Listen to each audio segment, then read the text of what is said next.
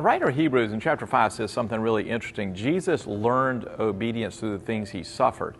It doesn't mean that Jesus was at one time not obedient. It just means that as he suffered, it drew upon the depth of obedience that he had, even unto death on a cross. And there, in like manner, there's a way in which, though God is not the author of any of the evil in this world, of course, that when you suffer, you draw upon a grace that you wouldn't have known about otherwise. Think of it this way. Imagine you had become the recipient of a unusual trust fund, and what was unusual was you weren't told how much was in the trust fund. You were just told by a trustee you can draw upon it as you have actual real need.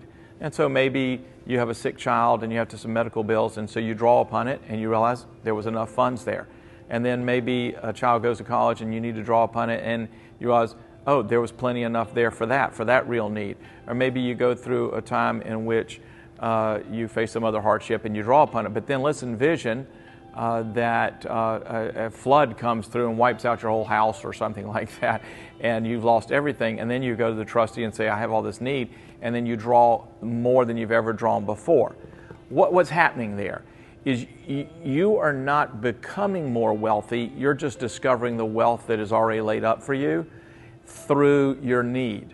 And I think that's part of what happens when you suffer. Sometimes there can be a way in which you're learning more about the grace of God because you're finding out how rich the grace of God really is. Well, I hope you'll get the daily devotional on this subject, and better yet, the whole broadcast that you can get for free at sharingalight.org, and learn how we too can thrive in the midst of our suffering.